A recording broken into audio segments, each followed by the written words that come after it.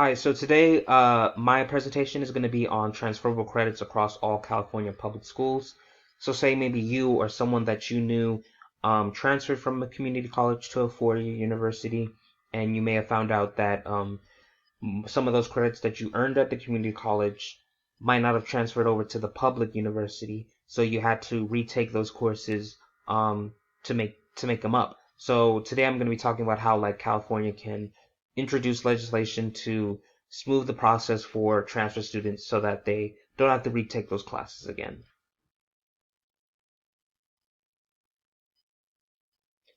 So the problem with transferring in California is that on average about 13 students, or sorry, on average students lose about 13 credits when they transfer schools. That's about a whole semester or quarter.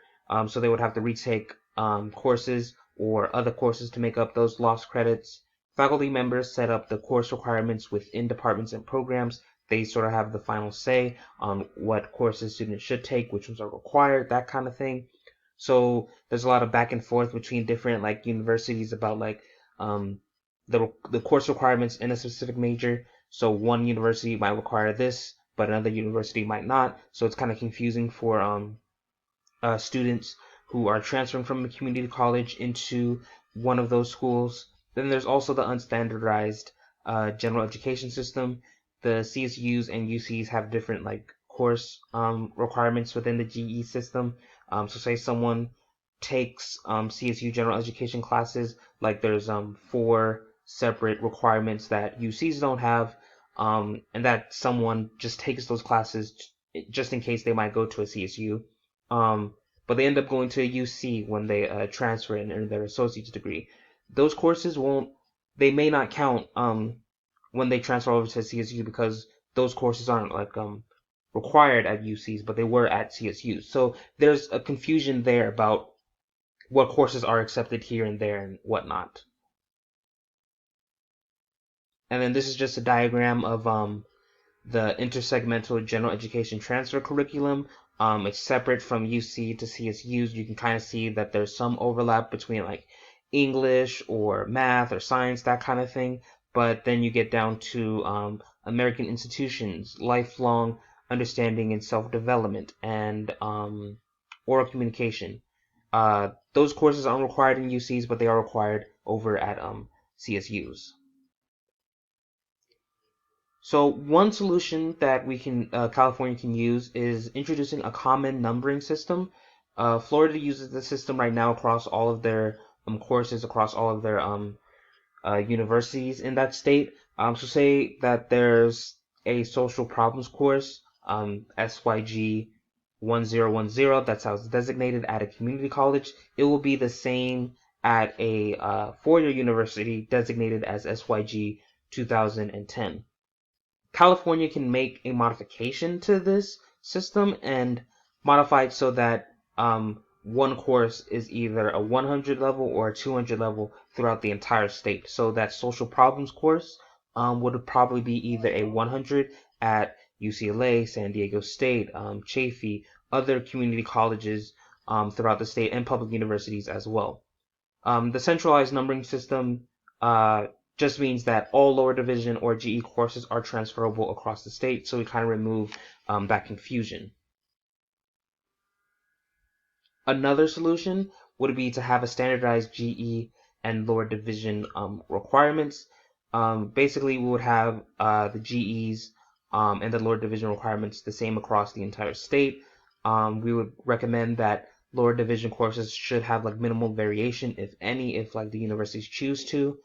Um, the universities can add other courses to their major programs, but they can't have students like retake courses or do anything like that.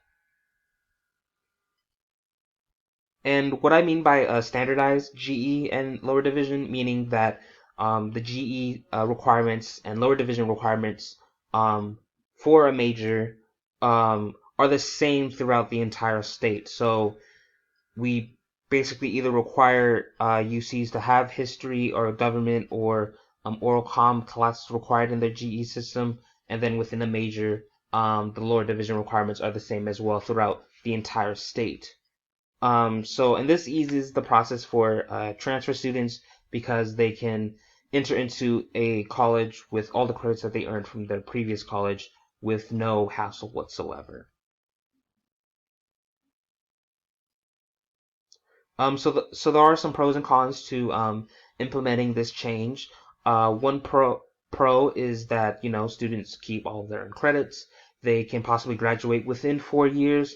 Um, we won't have to uh, add an extra semester or an extra year just to catch up because they have to retake classes. That will be out the window as long as they keep up with their course material and classes.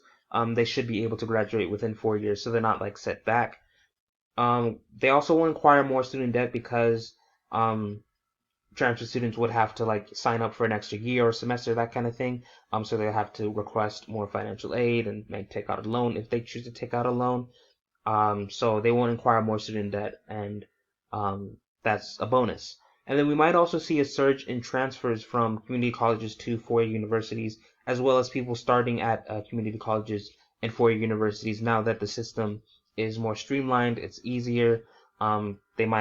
Students might feel, oh, they can start at a community college, save some money, and then go to a four-year institution and finish in 2 years.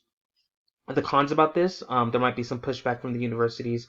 They might not feel obliged to implement these changes within their university. They might feel that they might lose their uniqueness or their what makes them special, um, and they might also lose the fact that uh, the faculty members, have certain requirements for their majors. They might lose that ability as well.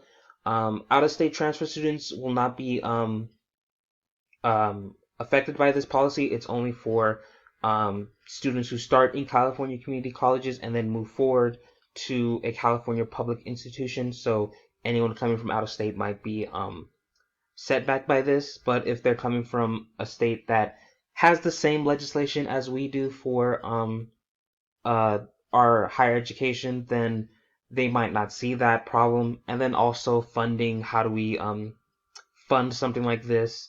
How long is it going to take for this change to uh, be in place? And yeah.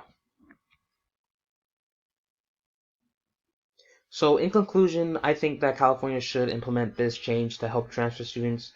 With this change in general education and lower division requirements, we'll see transfer students graduate within 4 years. So seeking post-secondary education is very common these days, and I think that the state can help those that are trying to enhance their education um, just by making the system a lot easier so that they can enter the job market within 4 years and without any problems. So that concludes my presentation. Thank you so much for listening. Bye.